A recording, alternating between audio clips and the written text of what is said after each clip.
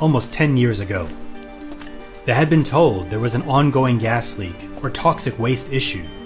People had believed the story, but as the years passed, they became more suspicious of what was really going on. Welcome back. Your host as always, Professor Lucius. Today, I bring you scp-2386, Pink Ladies.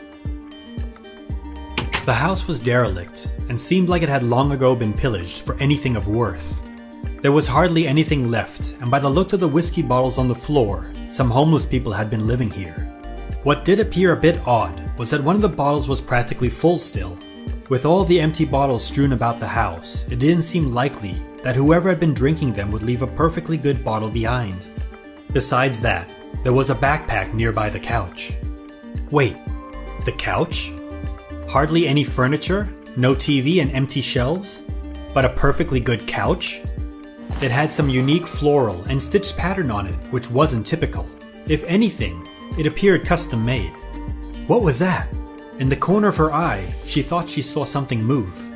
Hello? Is someone there? No reply. She hesitantly moved towards the staircase where she had seen the movement. As she peered around the corner, she saw a shadow on the staircase. It was tiny, like a doll. As she moved around the corner, she saw the cutest little doll sitting on the stairs. Aww. As she reached to pick it up, it stepped back. Startled, she pulled her hand back. Hello? The doll tilted its head and stepped forward. It smiled at her and pulled out a piece of candy from behind its back and gave it to Samantha.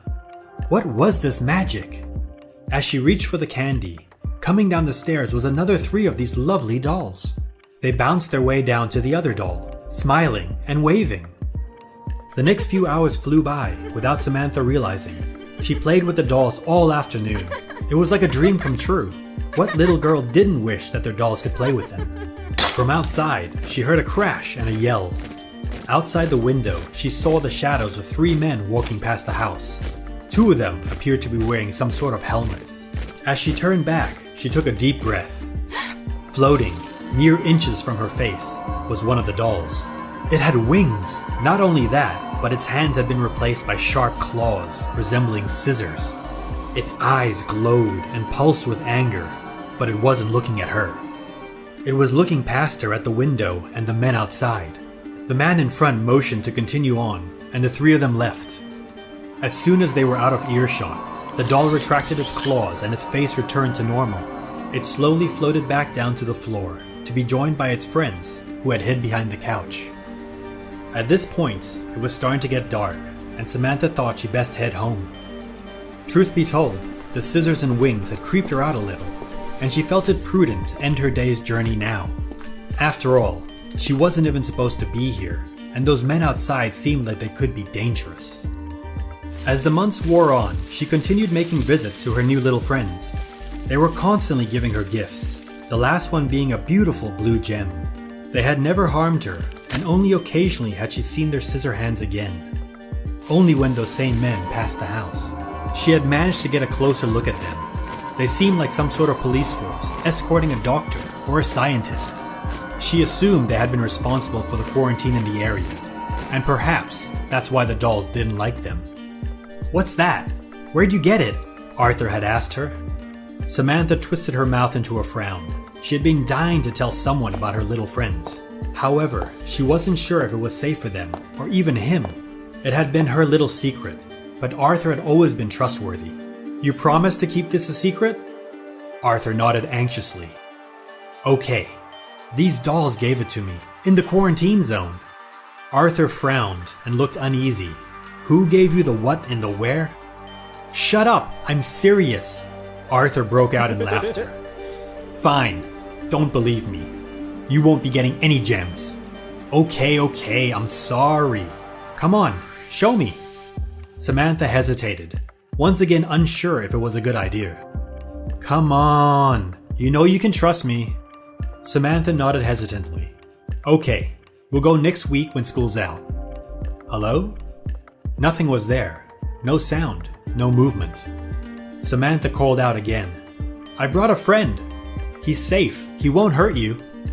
Behind her, Arthur was smirking. However, a moment later his mouth was agape in awe. From behind the couch, a doll walked out. He couldn't believe it. She hadn't been lying. It flew up into the air and then towards them. As it floated inches from his nose, it pulled out a purple gem and offered it to Arthur. They played throughout the day, the warm summer air making them giddy and sleepy. Ow! Arthur sat up with a start. As he looked down at his stomach, he saw one of the dolls coming out from under his shirt. "What are you doing down there?" The doll simply smiled and offered him a candy. "Okay, thanks." The next day, Arthur noticed a strange growth around his stomach, near where the doll had been. It was odd, like a cloth patchwork was forming, but it didn't hurt and didn't seem to be infected. As the summer continued on, Samantha and Arthur came back numerous times to play with their little friends. He had shown them the patch, but the dolls had smiled and pulled his shirt back down and offered him more treats and gifts. They didn't seem worried, and somehow this put Arthur's mind at ease. As school resumed, the two hadn't had much time to visit their little friends in a while. Actually, it had been weeks. "We should go see them, at least to check if they're okay." "Really? I've got so much homework right now." "Come on, just a few hours. Didn't you say you wanted to ask them about the patch in your stomach anyway?" "That's true. It seems like it's bigger." "Okay, tomorrow then." Their little friend seemed happy to see them, especially Arthur. They seemed like they were nurturing him, taking care of him, almost like caregivers. Samantha felt a little jealous. She had found them first after all. But it was fine. They were still sweet and adorable. The door flew open. It was that scientist and his troops. "Lambda 7, Swarm Queens. Secure the children. Don't harm them. You, go to the dolls. Calm them down. Don't hurt them if you can avoid it." The troops came in and grabbed the children, hoisting them away. The other man in the orange jumpsuit slowly approached the dolls with his hands outstretched. The last thing Samantha saw was the doll's scissor hands as they swarmed him.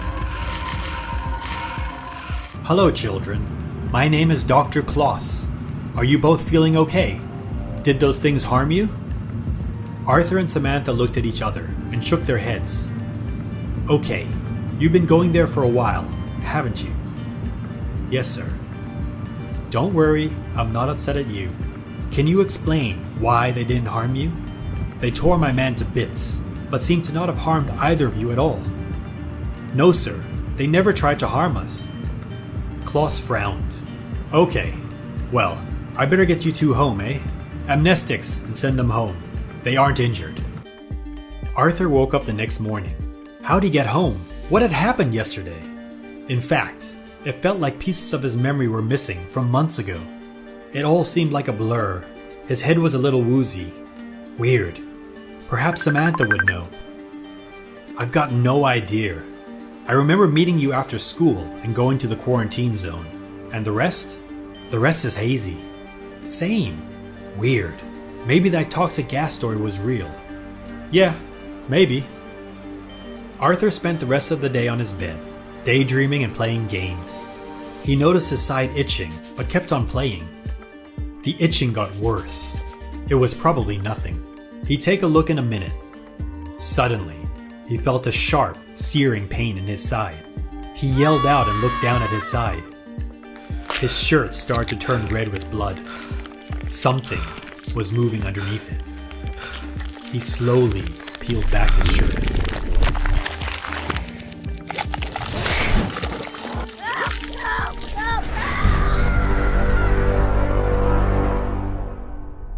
scp-2386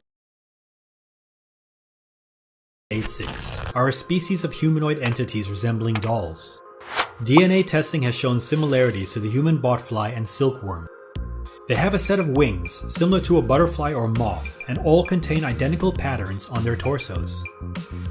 They live in hives built to resemble furniture, usually close to suburban environments. They are kind and playful with females of any species, but are openly hostile to males, producing a set of scissor-like claws and swarming with intent to kill.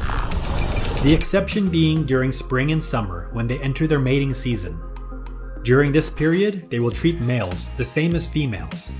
Once accustomed to them, they will open an incision in the male and place 30 to 65 eggs within them. The incision will heal over to resemble cloth. Eventually, the incision will split open and release fully formed scp-2386 instances. A hive dating back to the 13th century was found, resembling a wicker basket.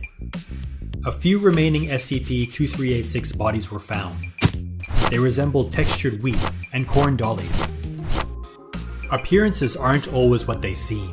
What might appear friendly and cute to you could be a facade for malicious intent. Keep your wits about you at all times.